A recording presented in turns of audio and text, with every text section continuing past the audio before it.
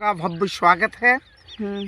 अभी मैं अपने गेहूं के खेत में हूं और ख़ास तौर से बिहार राज्य में भी अभी पूर्णतः आधुनिक कृषि नहीं की जाती है, क्योंकि सरकार की ओर से हमारे पालक किसानों को पूर्णतः सुविधा अभी प्राप्त सभी जगह नहीं हुई है। हम लोग उसी जगह में से हैं और अब तो ज़मीन कम होती जा रही है, बंटवारा होने के चलते, जनसंख्या के चलते। फिर भी छोटे और मध्यम किसानों को सरकार की ओर से पूरी तरह सुविधा देनी चाहिए, क्योंकि अगर पूरी सुविधा नहीं होगी तो फिर किसान पल्लवित नहीं होंगे। किसान यदि पल्लवित नहीं होंगे तो देश का विकास समुचित नहीं हो सकेगा।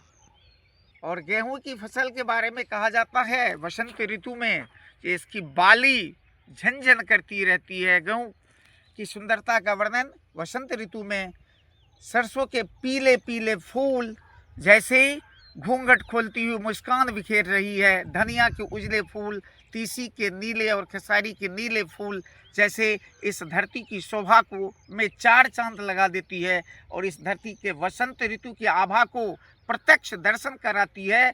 अगर वसंत ऋतु के प्रत्यक्ष आभा का दर्शन करना है तो उसका सर्वश्रेष्ठ जगह और किसी भी ऋतु का सर्वश्रेष्ठ जगह है तो वो देहात है, गांव है और किसानों का खेत खलिहान और बगीचा है। अभी हम लोग आम के मज्जर का दर्शन करने जा रहे हैं, देखने जा रहे हैं। तो अभी आम के मज्जर आने में, आम में बौर आने का समय हो गया है। कैसे बौर आया है, नहीं आया है कि आम फलों का राजा है। देश में, हमारे देश में आम को फलों का राजा कहा जाता है और विभिन्न प्रकार के आम, हमारे मिथिलांचल में तो आम के बगीचे की कमी नहीं है। मिथिलांचल तो आम के मामले में दुनिया में और भारत में सबसे अधिक है। धन्यवाद, मिलते हैं अगले ब्लॉग में आप लोगों से एक